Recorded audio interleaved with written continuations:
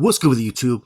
You already know Big Flacco with a convict's perspective, and I'm gonna smash, dash, and slide on through with a little bit of energy. Please hit that like, comment, subscribe, and do all those things to help support this channel, and hit that bell notification. Now, what I'm gonna do today is I'm gonna go through the process of being a first termer, a fish, newly arriving to state prison in the state of California.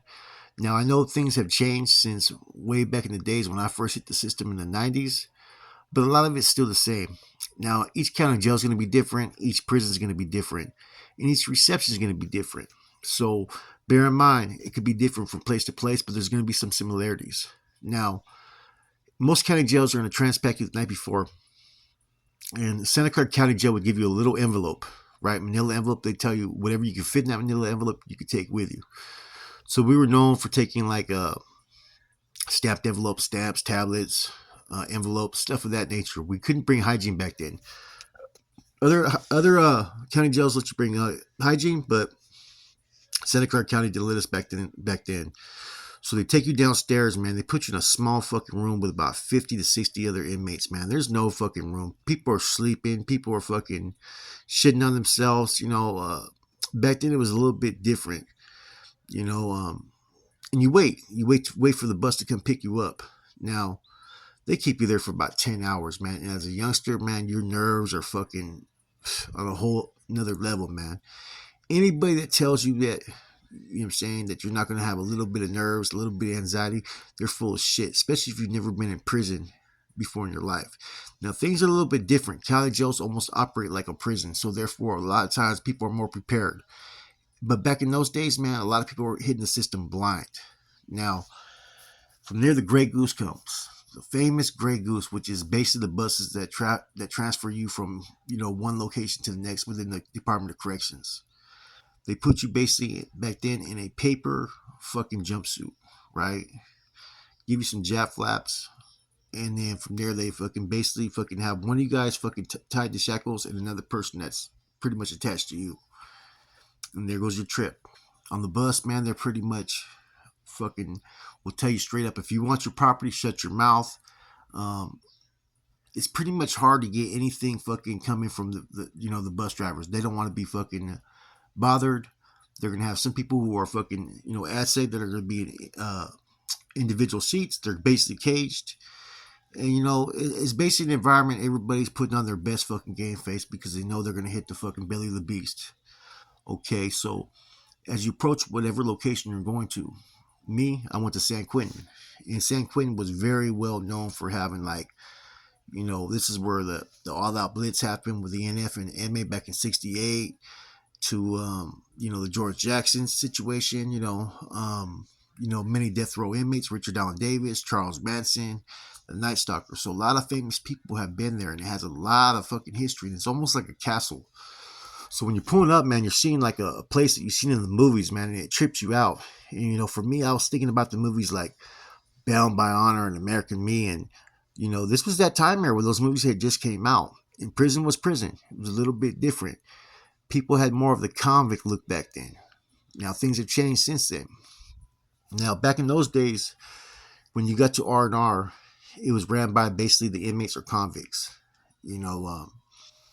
I remember we were told to get at Frank Nitti, who was from Oakland, who used to work in R&R. He was a homeboy, and he would look out.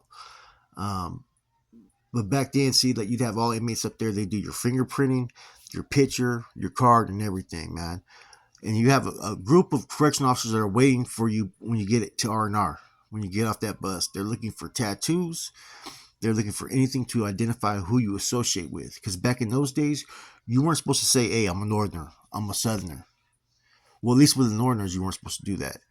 So a lot of people sit there and put out there what they are exactly. I'm white, I'm fucking other, I'm native, whatever it may be, right? For me, they classified me as a Northerner based upon my tattoos right off top.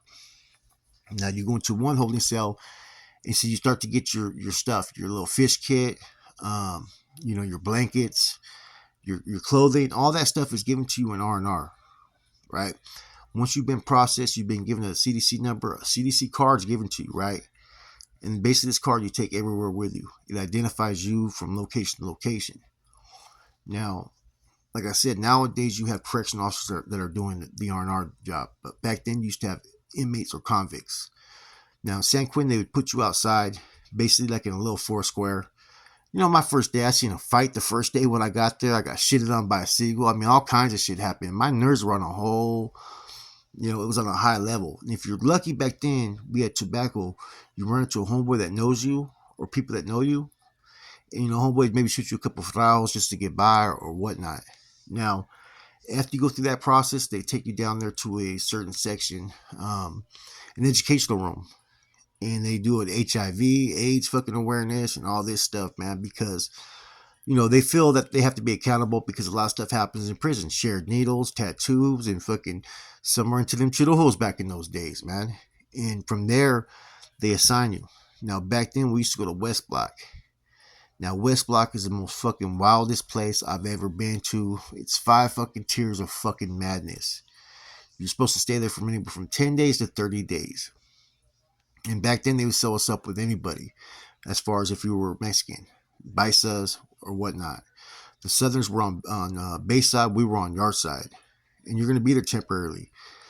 And, man, these cells, man, I'm telling you right now, are the most smallest fucking cells that you will ever fucking meet.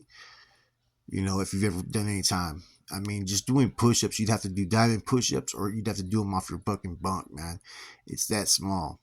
It's infested with all kinds of fucking, first tier would have rats and all kinds of shit, man. And you do the best you can to keep yourself clean. You know what I'm saying? There's not a lot of access to like fucking mops and stuff like that unless you know a porter. Now, the shower is also another whole trip, right? Back then, see, when you'd go shower, you'd have fucking basic, if you wanted to shower, a lot of times these showers would flood. And so therefore, when you go to showers, you're basically fucking showering in dirty fucking water. So a lot of us used to just bird bath. I went to the shower for the first time in Yardside. And when I hit that corner, I had the fucking most shocking experience that you would have for as a young man. I turn the corner, I see this thing with tetas, right? Named Amanda, and a bunch of bicycles all around this fucking thing. I just was like horrified. You know what I'm saying? Straight had some fucking tetas and all these bicycles were chasing around and they were calling it Amanda. So I figured probably his real name was probably fucking Armando, right? This is back in the 90s. This is when Chihuahuas were on the fucking main lines. Okay. So from there, you get in your cell and, you're lucky to come across a book. You're lucky to come across anything, man. It was a different time here. They didn't have really too many household stores. Hopefully you'd have a channel that gave you some boots. But, it was an experience. You'd hear people fucking yelling all fucking day. You couldn't even fucking think, man. I think my first time there, I also seen someone jump off the fucking, I think it was the 4th tier. They jumped off. I don't know if they lived or what, man, but it was a big fucking scene. And, you start to learn how to wiggle a little bit, man. And you learn the different trades, the different lingo, 2 on a rack, baseball bats, for tobacco, shots, bundles, and, I'm saying, got a bundle of fucking some Folgers, some Crystal, whatever it may be. And that's just the lingo, and everybody's getting their hustle on if they can. Now, you go through the medical process that week. You do your IQ test. You do all this stuff, man, within the first 30 days, man. But you're mainly in a cell, and you're lucky to get yard, if at all. You know what I'm saying? West Block we go out to yard maybe I think once a week back then. And then eventually you go to the other areas, Alpine or Donner. Now it's the same thing. When you go to eat, fuck, they're rushing you out of there as fast as you get up in there, man.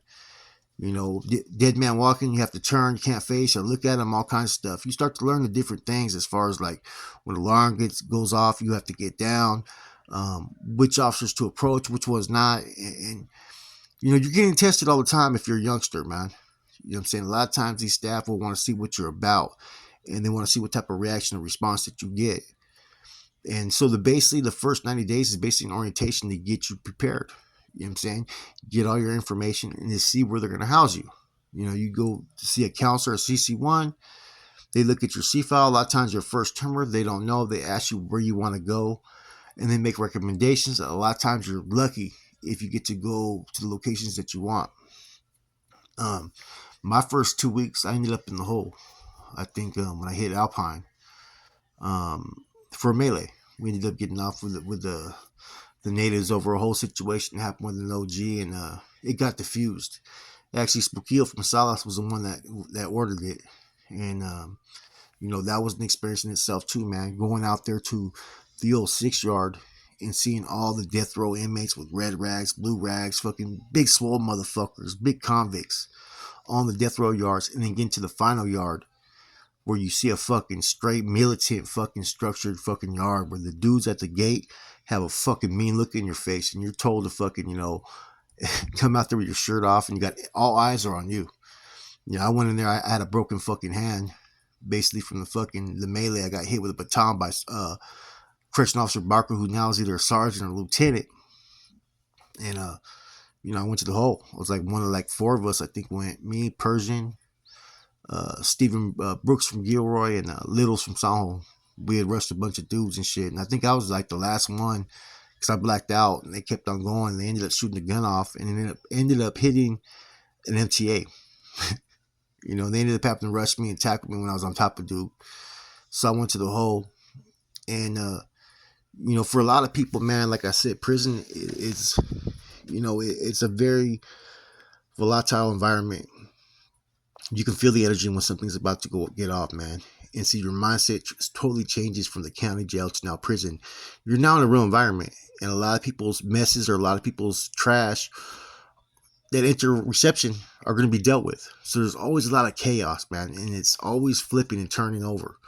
Unless you go the hole and you're there for a shoot term, you're not going to be there too long back in those days. Nowadays, you're there for 6 months, and there's a lot of politicking. You start to learn what politics are.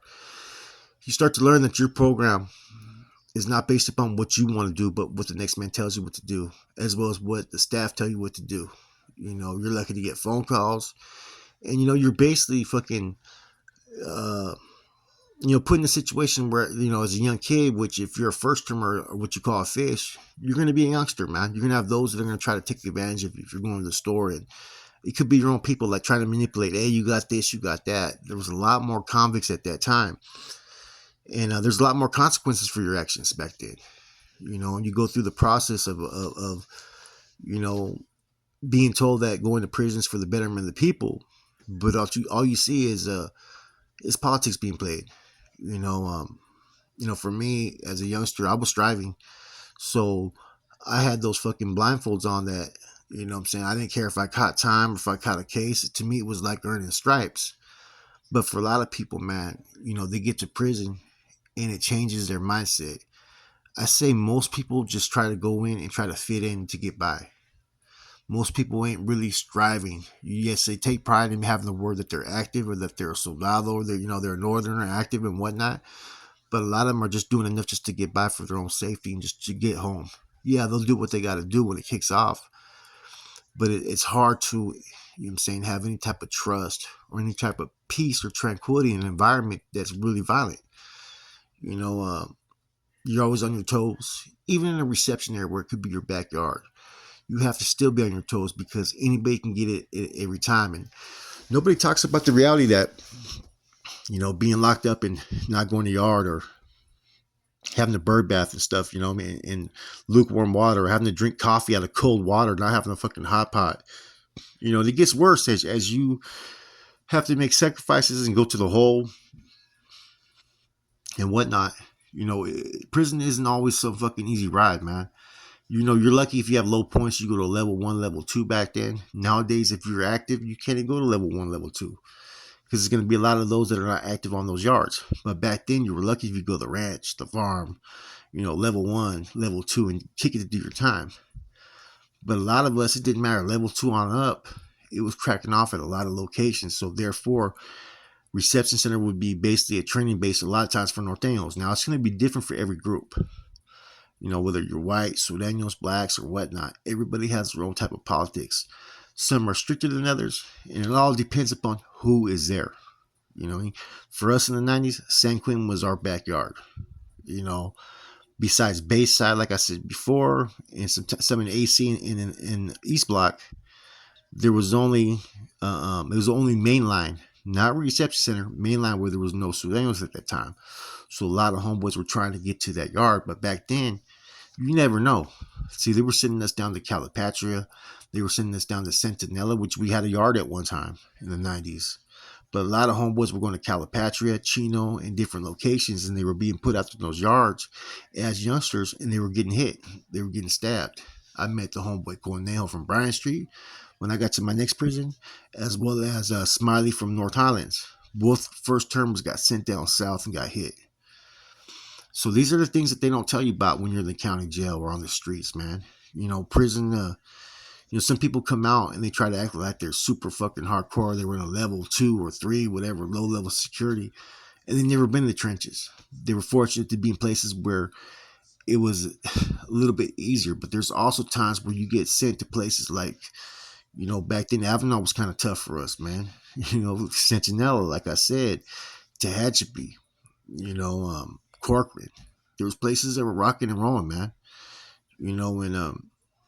And nobody tells you about the sacrifices you may have to make, the doing more time, the having your mail played with, not getting a letter for 30 days or a phone call, And this is basically the process you're going to have as a new fish. Now, I think sometime in the 80s, there was a lot less, bullying and stuff like that because the prison gangs took over the prison movements. And therefore, if you align with a group, that was basically a safety net for most individuals. But if you go in there and you're on your own, yeah, you can make it on your own, but it doesn't mean that you may not have a difficult time. You're going to have to click up basically with somebody for the most part, or at least rock other. This is the process, man. Like I said, you got to go through a whole different,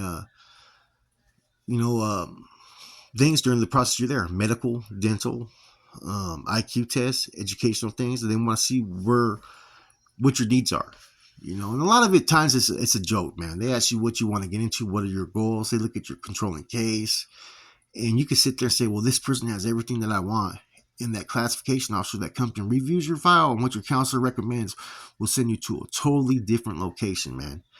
I was fortunate. I got to go to Solano. After I had already caught one shoot term. I caught my first shoot term 2 weeks into the fucking there, man.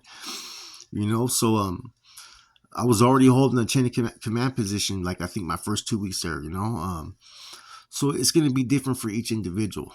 And depending on what your goals are, what your group is. The whites will have their own little program. The blacks as well, The Sureños are going to have their own program. And a lot of times you're getting a little bit of learning experience while you're in the county jail. But this is basically what you would experience as a fish. Now, there's nobody in there that's going to really come in there and fucking try to fucking, take your fucking cornhole or take your shit. That could change if you go to an SMY. The rules over there are on a whole different level, man. They got their different groups and gangs. I've never been on the SMY, so I really can't speak on it. But from my understanding, especially on the level 4 side, not the lower levels, the level 4 side, they don't play. It's one of the most violent and dangerous type of yards you could experience. And a lot of those dudes were previously on level 4 180s on the main line. But now they're in an environment where there's no fucking restrictions. Now, this video isn't to glorify or glamorize the lifestyle of going to prison. Because prison sucks, man. Anytime you have your freedom taken and you not only have to listen to another man within your own group, but you have to listen to a correctional officer dictate what your movements are, what you can and can't do. Have to wait fucking an hour or 2 hours just to get some toilet paper to wipe your ass, or have to wait to get a towel, or whatever it may be. You know what I'm saying? There's a lot of games being played, man. If I wasn't as influenced as I was previously in the county jail, I may have had a different mindset and different approach when I got there, man. So for each individual, it's going to be different, right? But for anybody that thinks that prison is a way to earn your stripes, to be recognized, yeah, in the hood, you know what I'm saying? Yeah, in the streets, but it's all short-lived. You put in some work out there in the calles, 3-4 years later, you're already out there in prison. Everybody forgets about you. There's some new name that's coming out there on the street that's putting in work, man. So a lot of times you're doing these things for nothing. That recognition is only short-lived, man. And this is the focal point that people have to understand, that prison isn't something to be proud of. Some people, I've done 24 years, 17 years. I did 12 in the shoe, and I did hella time in the shoe. I did hella time everywhere.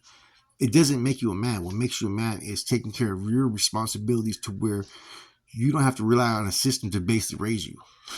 See, a lot of us that are state raised that went to prison, you become reliant on that system. It's what they call institutionalized. They become your fucking daddy. That's why for anybody out there that's, living that life, like I like to encourage people to sit there and make choices for themselves. Not what the streets tells them, not what the homies from the hood tell them, but what they need to do as a man. You come to a an age in your life to where you should be able to make your choices for yourself, to where the streets don't control what you do. The gang doesn't control what you do. You're your own man. You control what you do, because at the end of the day, anything that you do or get caught up for someone else's request or because you do it, you're the one that's going to have to answer for that. Nobody else. You're the one that's going to have to be doing that time in a fucking small ass fucking cell where you could fucking basically fucking touch from wall to wall like nothing. You know, like I said, man, that's my experience. Everybody's experience is going to be different. There's a lot of different reception centers that they have nowadays. I think they have Delano. I think they have one in High Desert still. I'm not sure if that's still active. Um, I'm not sure if Chino's still reception, but they got Wasco. They got, I think Donovan still has a reception center. And like I said, it's going to be different everywhere you go. But at the end of the day, you're learning the first stages of, what, the prison life's about. How you're going to be around people from all over the state of California. You're going to be around some dangerous people. The higher level you go, you're going to be around some evil people. Some sick with it individuals. Some individuals that will just peel your cat back like it's fucking nothing. Dudes that you could be playing cards with one day, spreading one day, and just because they're told to fucking hit you, whether it's right or wrong, they're going to take fucking pleasure in fucking putting that piece in your fucking back. And these are things that you got to remember. Anyways, this is how it is for a lot of first termers, man. Back in the days, man, like I said, they used to fucking press up on youngsters, man, and see where your mind's at. Due to the politics, prison groups and prison movements and gangs, there's a lot less of that happens. You don't have chihuahuas out there in the line. You don't have dudes that are just fucking taking dudes' manhoods. Back then in the 60s, 70s, and 80s, even with the prison gangs that were out there, you had a lot of convicts that if you were fucking with the action, people either kept their distance or you were just doing what you had to do, because there was those that were going to prey on you. You know what I'm saying? There is those that are predators in the system. There's going to be correctional officers that are going to fucking be crooked, and you never know, like I said, if you're going to make it past that day that you enter into the next day. Because I've seen people with just short time. Next thing you know, they go out to the yard, they get shot and killed. Next thing you know, they catch a case, they got another 5 years to do. Anything can happen at any moment, man. Prison is very unpredictable. With that said, man, this is Flacco Convict's perspective. I hope none of you guys that have never been to prison ever have to be put in that position, man. This is how it's going to be like, and hopefully this encourages you to not make those choices that lead you into prison. With that said, I'm out.